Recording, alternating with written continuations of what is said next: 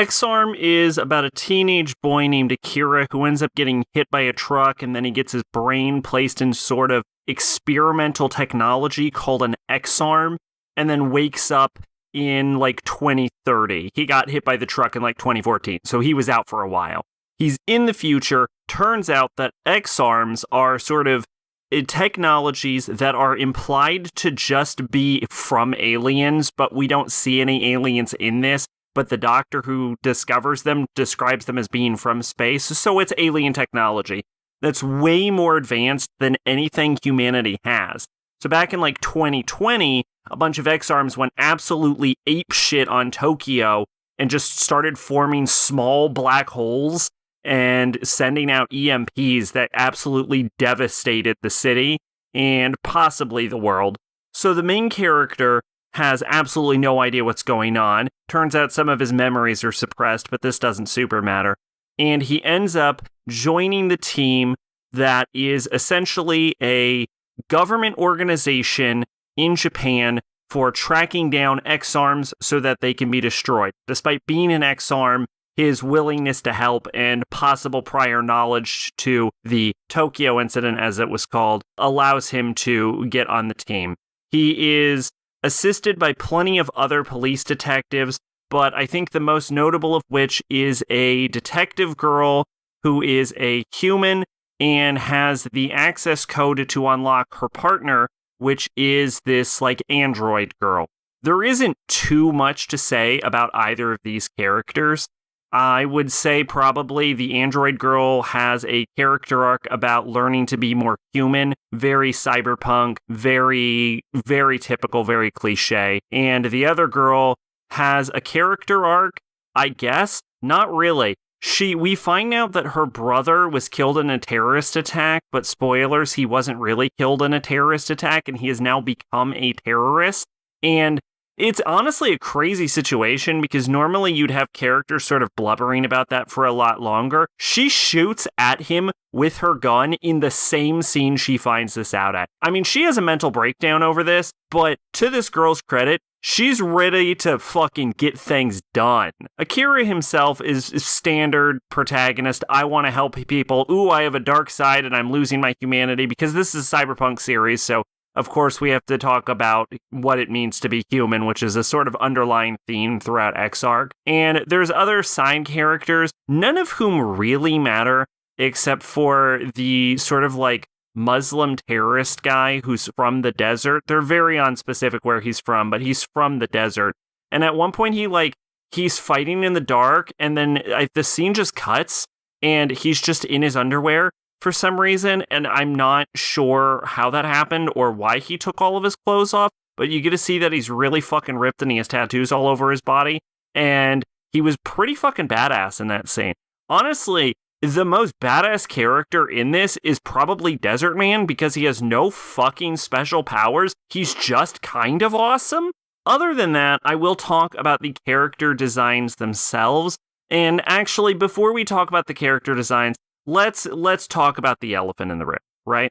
Because by itself, X-ARM is not terrible. It's not good, but it's not terrible.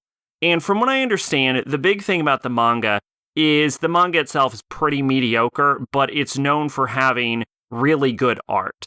And assuming that the art that you see that's part of the poster that's on screen or as part of the slides you see for commercial breaks during the anime itself, and honestly, even like the manga cover art from what I've seen, X-ARM has very good art. I will say that, and I can absolutely believe that. So apparently, it's a manga that's basically major draw is how good the art style is.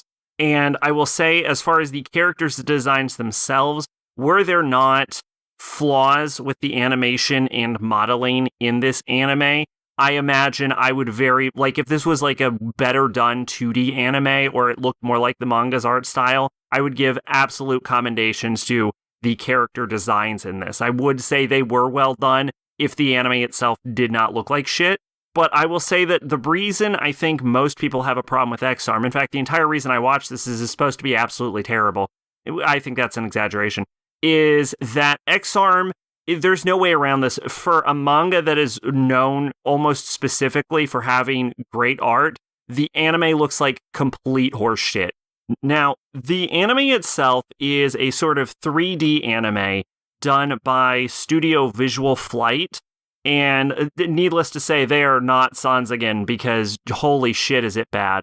Now, looking into Visual Flight's website themselves, they seem to be primarily Chinese, and the only works they have noted are that they have done character design and character modeling from every From Software game since Dark Souls 2. So Dark Souls 2, Bloodborne, Sekiro, Dark Souls 3, Elden Ring Shadow of the Erdtree, presumably probably the DLCs for DS2, DS3, and Bloodborne also, but they don't specifically list those, so maybe not. And they even did like Armored Core 6, which I personally have not played. Not that that matters on an anime review, but there you go, now you know that. Anyway, as far as animations in those games, they can be pretty janky, but the models themselves always look pretty good, which is to say that I know very well that Visual Flight is certainly not bringing their A game, because as someone who's played all but one of those games, I know they can do better. Now, I will also say, to EX-ARM's credit, I think the accompanying soundtrack is actually pretty good. A lot of it's sort of like orchestral with sort of possibly Latin singing. Maybe it's the fake Latin singing, who knows, but you get the kind of vibe it goes for. And I found myself really into the background themes. There's also excellent fight choreography, which is to say the maneuvers that the characters use and how they sort of set up the fight scenes and the actions the characters are taking are very well done. The problem is that the animation quality and the models of this look so fucking bad. Some of the directing's not great, to be honest, that you don't end up really fully appreciating it. Like, EX-ARM visually was done so dirty that if it was done by even a halfway competent 2D studio, and I'm not talking like a fucking KyoAni or a Mappa or like a Madhouse or something, just like any random shit tier animation studio, like A1, throw A1 on this shit and I guarantee you it wouldn't be sitting at such a low score on Mal. People would like it way better. Narratively, I actually did appreciate what EX-ARM was doing in the opening parts of the story. Namely that the characters ended up working with the government, which I would have assumed they would have been sort of like extra-governmental or going against the government that was trying to track them down. There also isn't actually an underlying sort of corruption scandal in the higher-ups of the government. They seem to care, although they are callous enough to abandon their subordinates when going gets tough, but that seems pretty standard fare. There's also a plot about a guy that's trying to create a country for androids, and he's sort of essentially a vegetable being piloted by his android maid, which I thought was pretty interesting. And right around where the story actually starts to lose me, but what I think is a good idea in paper, is the end up creating a virtual simulation to explore the main character's repressed memories, which manifests itself as a really shitty school rom-com. And I will say, I think on paper, that's a very good idea. I think in execution, it wasn't particularly interesting. And the following arc after that was, I want to say, the auction, where 3 EX-ARMs go up for auction. And that sounds like a really cool concept. And it seems like it's going to be really cool because we have these guys from public security coming in to overtake the current group we've been in because they fucked up during a bombing incident. And we also have all of these like criminal organizations just condensing on the scene. And it seems like shit's going to pop off.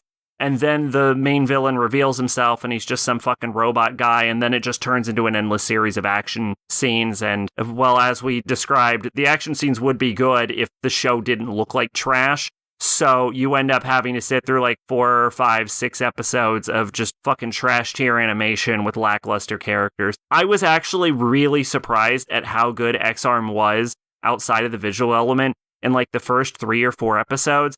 And then it just starts shitting itself.